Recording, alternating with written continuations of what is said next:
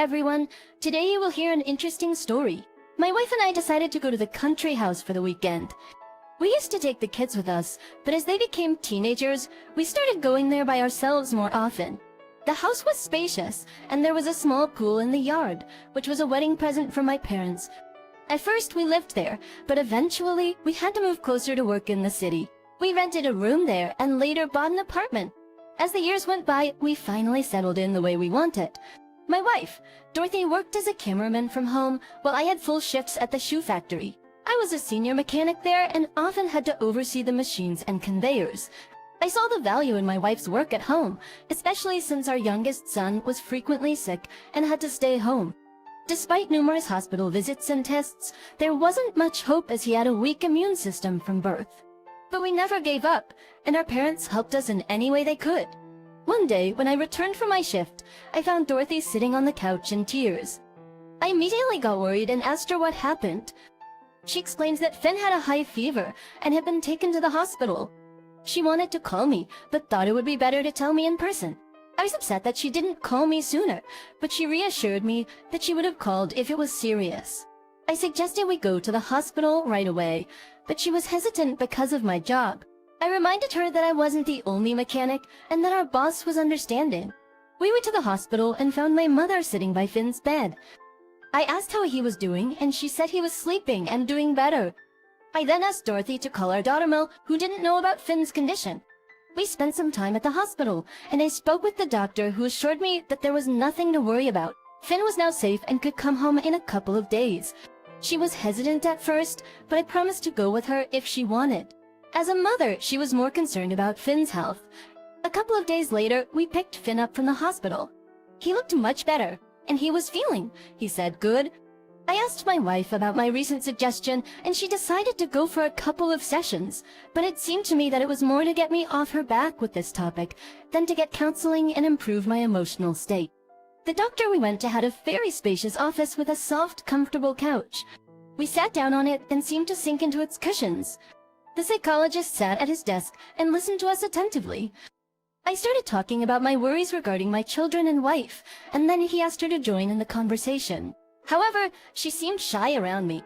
Every now and then, she mumbled briefly, trying not to reveal the whole situation. The doctor called me aside and asked me to step outside, reasoning that perhaps my wife didn't want to talk in front of me. So I would get even more excited for her. Perhaps in private, he could get her to open up. I took his advice and looked at my wife. "Honey, I'll wait outside," I said, kissing her on the forehead before leaving the office. She stayed with him for about an hour, maybe a little less. I was sitting on the bench in the waiting room when the office door opened and Dorothy came out. She was holding a piece of paper with a prescription for sedatives on it. I hugged her, but she didn't say anything, just hugged back, and we headed home. A few days passed, and I supported my wife as best I could. I called the psychologist to inquire about my wife, but he said he could not reveal any details. However, he assured me that there was nothing serious and she should get better soon. She began to attend sessions regularly, and I didn't object to this, as on the contrary, I began to notice improvements in my wife's state of mind. After a couple of weeks, when things had stabilized, I decided to ask Dorothy to go to the country house again, as we had wanted previously. I understood that the fresh air and being outdoors would really help her recover. I've been thinking about it," she answered. "But Mr. Shaw advised me to take some time off on my own. I hope you understand and don't mind." I was, of course, still concerned, but I knew that the doctor's advice could not be bad. Though I didn't want to let her go alone for safety reasons, on second thought, I agreed, and this weekend, Dorothy was going to go to the country house alone. "I'll be calling. I hope Finn will be all right," she instructed me. "But if anything, don't you dare hide it. Do you hear me? I'll be right back. Don't worry, sweetheart. Everything's gonna be okay," I assured her. She left, and the kids and I stayed home. Mel sat in her room with her headphones on, and Finn was a big fan of playing video games, so he did it downstairs in the living room by the TV. I, on the other hand, decided to do some cleaning, which I had never done before, but it was a different situation, and it fell to me. As I cleared the table after dinner, I began to shovel the leftovers into the trash, but I stopped when a vial of medicine that Dorothy had been prescribed caught my attention. I noticed that it wasn't empty, so I decided to take it out to take a closer look. Putting the plate on the floor, I opened it. Indeed, there were still pills inside, almost half of them. Maybe Dorothy accidentally dropped it, I thought. But she was always careful about her medications, careful not to let children get their hands on anything that wasn't meant for them. I twirled the vial in my hands for a while and hid it in my shirt pocket, hoping to get an answer from my wife later. After waiting for the children to go to their rooms in the evening, I called her and first of all asked how she was feeling. Then, taking the pills out of my pocket, I decided to tell her about my find. I found your medication here. You probably forgot, I said. Oh, thank you, really, she replied. But I feel a lot better. You were right that I should have gone to therapy. The doctor's advice helps a lot. I even feel a rush of strength, and I probably don't need pills anymore. I was comforted by her words. The desire to see my family healthy and happy was enormous. As I hid the bottle back, and my wife and I talked for a while longer. I told her about the kids, and when we finished talking, I went to check on the kids. It was past Finn's bedtime. I looked in his room and saw that he was lying on the bed, but he wasn't asleep yet. Just went over and sat down next to him. How much longer is Mommy going to rest? Rooster Coin asked. I missed her already? Soon's own my son. Mom will be here very soon, I reassured him. I missed her too. I kissed my son on the forehead, readjusted his blanket, wished him good night, and left the room, leaving a small gap in the doorway. Bolt was still awake, so I asked her not to stay up too late. She said she had more studying to do. She was a difficult teenager, but we managed to cope with her skip. I went back to my room and tried to sleep, but a variety of thoughts began to creep into my head. Now I had an uneasy feeling. I was worried about Dorothy and her behavior lately. On the one hand, there did not seem to be anything suspicious, but underneath this tranquility, there was something unknown to me. The weekend was over, and the children welcomed their mother home joyfully. She was very happy to see them, too. I was getting ready for the family dinner tonight. At the table, I watched my wife's behavior as if I were her physician. She behaved quite relaxed, and it seemed that the old troubles did not bother her at all. After dinner, I decided to talk to her frankly. Dorothy, I'd like to talk to you, I said. Yes, she replied. What about? Very glad you're feeling so much better. But maybe you should talk to your doctor before you stop your medication. He prescribed them for a reason. They're very strong medications. I took out the bottle of pills again and handed it to her. Oh, throw it away. I assure you, she said, I certainly don't need them anymore. I'll go to him a few more times and I'll be fine. I was worried though, but I couldn't find the real reason for my worry yet. Dorothy did keep going to her appointments, but I decided to ask about her condition discreetly. Hello, Mr. Shaw. This is Dorothy's husband. I wanted to thank you for such a successful therapy. Oh, thank you. I'm glad my wife is feeling so much better. She said you took her off her medication already. That's nice. Is it? The doctor began. Oh, yes. Oh, I'm sorry. She's really feeling better, so I don't insist on taking the medication. I'm glad you're so worried about her. Yeah, she's back to work too, so I can commend your professionalism. After I finished talking to the doctor, I realized that Dorothy had stopped taking her pills. But if she was getting better without them, I was only glad. Our life seemed to be getting back on track. But after a while, I began to notice that Dorothy was regularly going out. The therapy sessions were already over. When I asked her, she said she was out with her friends. But one day, by sheer coincidence, I saw her enter the building, where Dr. Shaw's office was located. I wanted to catch up with her, but she was already gone, and I was late for a meeting. I didn't know you were seeing a doctor again. I thought you were feeling much better. I asked her when we had already met at home in the evening. I don't go to appointments. What makes you think that? I realized that she was not telling me something. But what?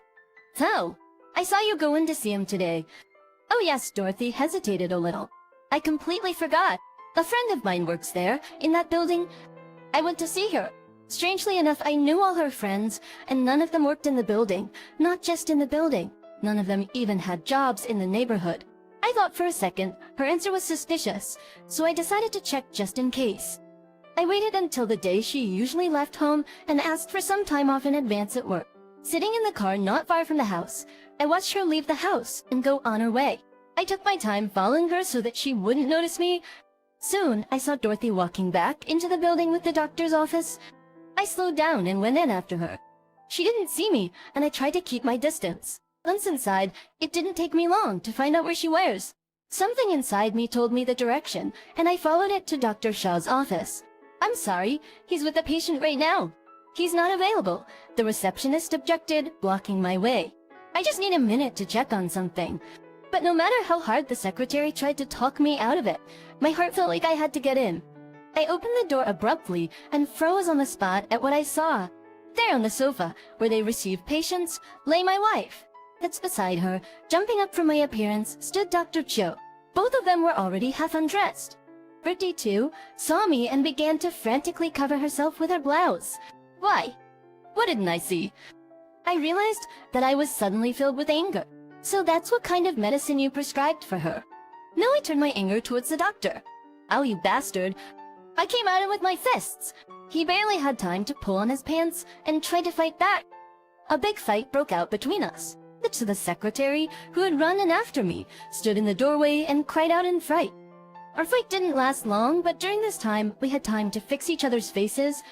When the fervor cooled a little and the doctor began to give up, I stopped and turned to my wife. So that's what kind of friend you have. How could you, Joe? I'm sorry. I didn't mean to. But it's your own fault.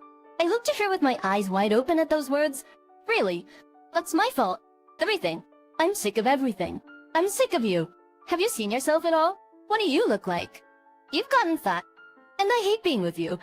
And I'm a woman. I need love. I was really starting to piss her off.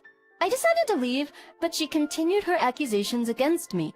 When I passed her, I couldn't stand it and hit her hard in the face, and then left the office. I didn't want to see her or the doctor or anyone else. At the door, the secretary, who was still standing there, jumped away with a shudder to keep out of my way. But I couldn't be bothered with her. I walked out of the building and got in my car. I called my parents to keep an eye on the kids, and then I went to get some rest. I needed to think about the whole situation and calm down a bit. I stood at the bar, and without thinking, I went to drink a few shots of liquor. It got dark fast outside, or so it seemed to me while I spent time at the bar. Realizing that I'd had enough to drink, I decided to go home. I didn't care what state I was in when I got behind the wheel. I didn't care about anything at all at that moment. So I started the engine and pushed on the gas. As I drove, it started to rain, which soon turned into a downpour. I kept my wits about me, though, and trying to stay out of sight of the police. I didn't take a straight road, but took more of a side street. One of these was where Dr. Shaw's office was situated. I immediately recognized the familiar facade. Suddenly, I saw the doctor himself crossing the street to the car parked across the street. The feeling of rage and anger, moreover, under the influence of alcohol, completely captivated me. And I didn't hesitate and pressed the gas pedal all the way down. I heard a bang, and when I slowed down, I saw a body lying motionless on the road. Without getting out of the car, I just drove on.